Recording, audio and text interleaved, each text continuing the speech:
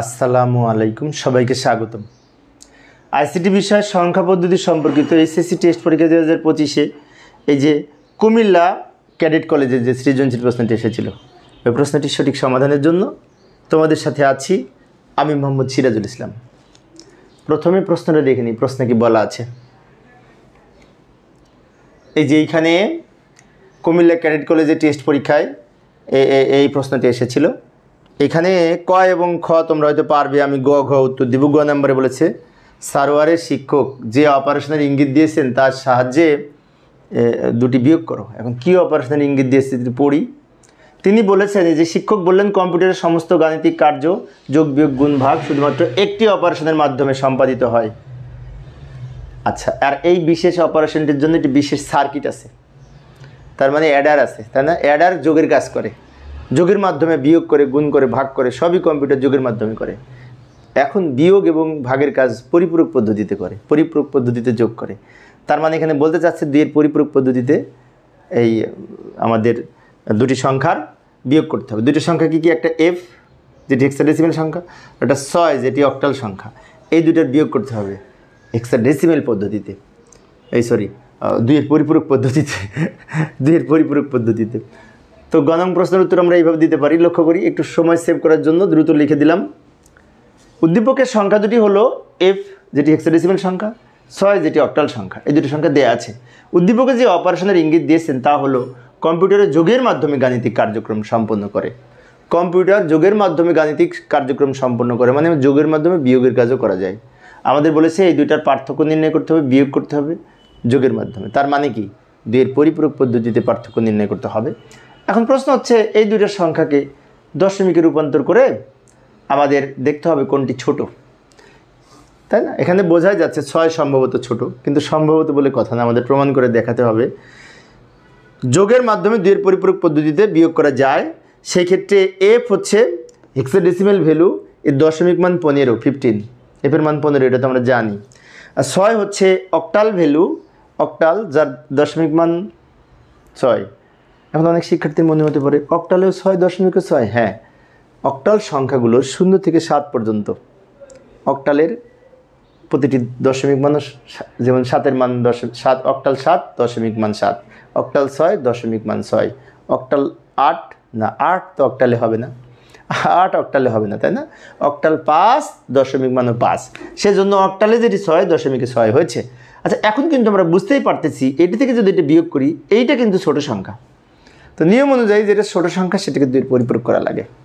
তাই আমরা এখানে একটি কথা লিখে দিব, এক্ষেত্রে ছোট সংখ্যাটি 6, এর দুইয়ের পরিপূরক মান নির্ণয় করতে হবে। তাহলে আমরা এখন এই দুইটাকে বাইনারি করব। বাইনারি করার পরে এই ছোট সংখ্যার বাইনারি মানকে দুইয়ের পরিপূরক করব 8 বিটে অথবা 8 বিটে সাজিয়ে। 16 বিটে সাজানোর দরকার নেই, 8 বিটে সাজালে হবে। প্রথমে 15-র বাইনারি মান বের করব। 15কে কত দিয়ে ভাগ করব? বাইনারি বেস 2 দিয়ে।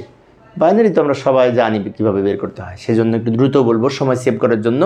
15কে 2 দিয়ে ভাগ করলে ভাগফল 7, ভাগশেষ 1। 7কে 2 দ্বারা ভাগ করলে ভাগফল 3, ভাগশেষ 1। 3কে 2 দ্বারা ভাগ করলে কত হবে?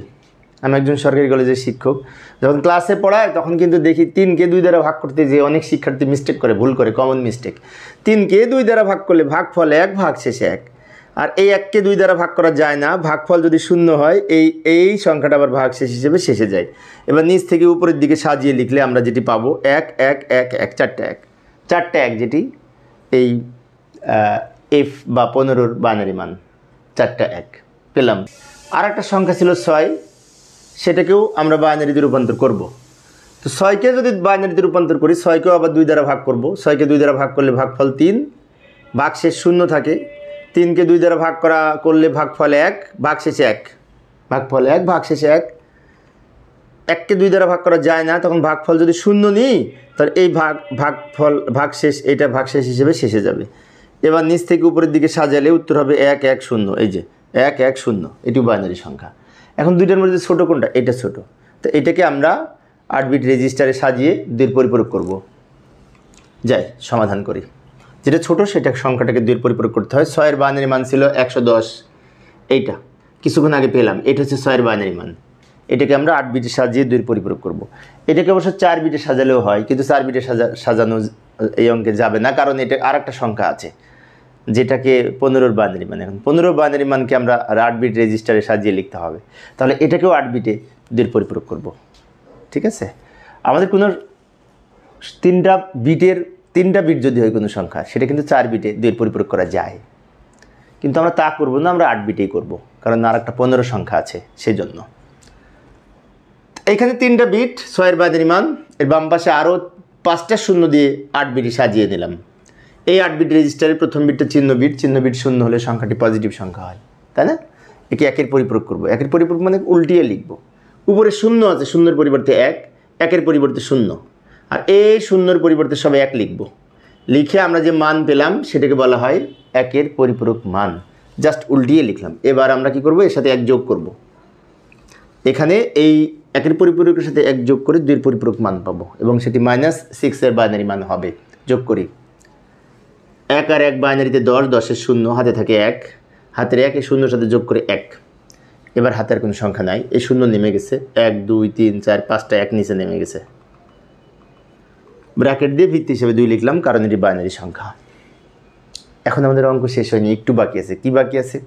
এবারে -6-এর বাইনারি মানের সাথে ওই যে 15 ছিল না, ওই 15-র বাইনারি মান যোগ করব।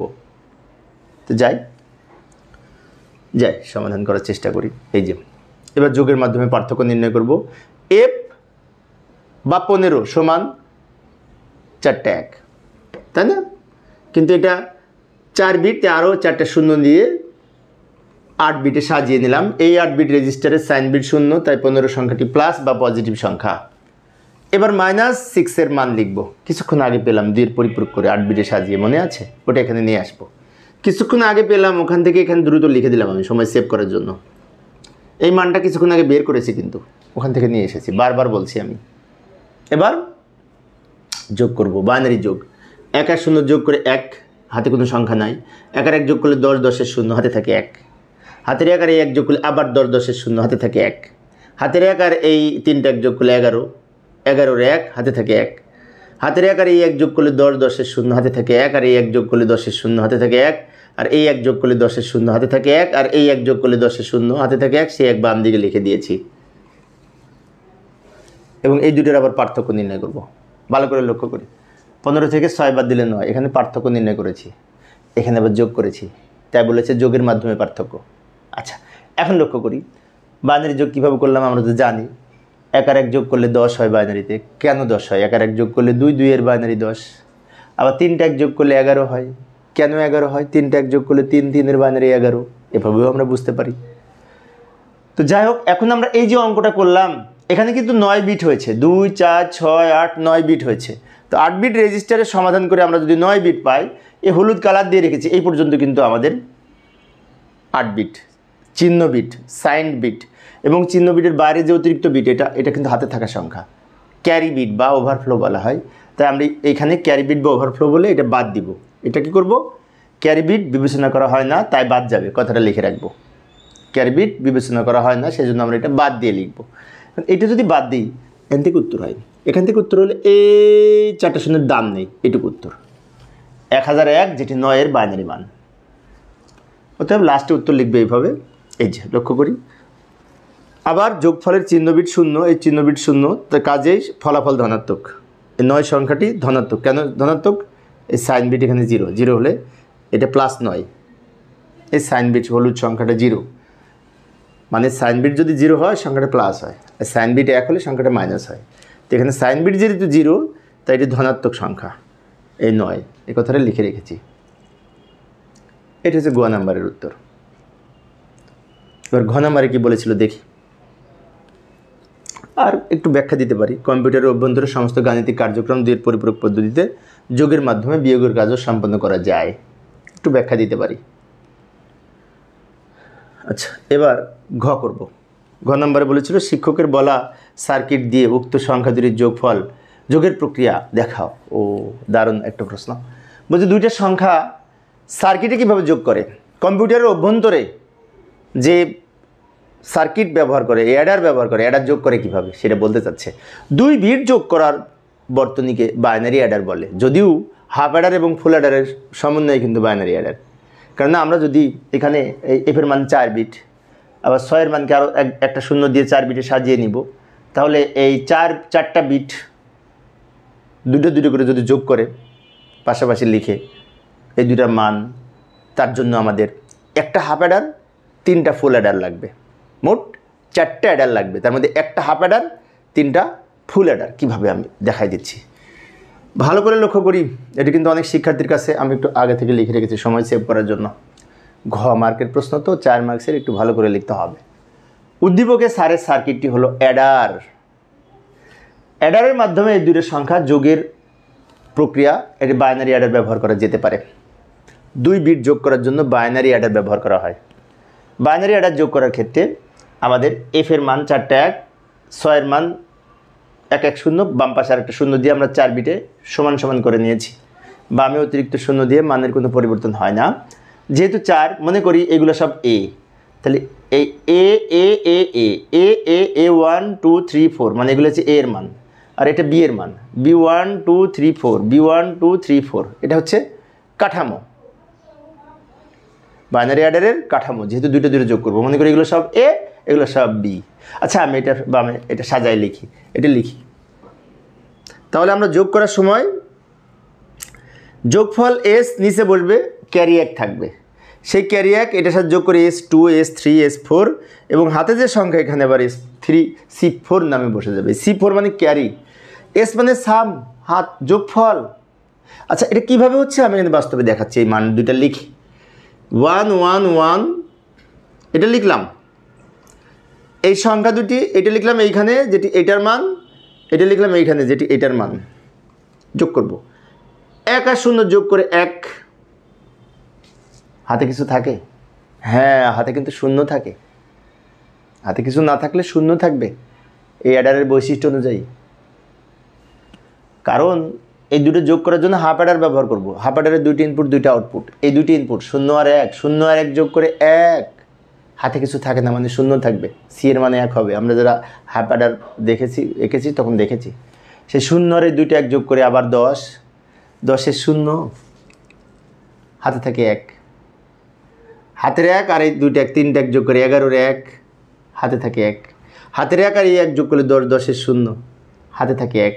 সেই 1 বামে বসবে, এই যে 1 বামে লিখলাম এটার নাম হচ্ছে ক্যারি 4।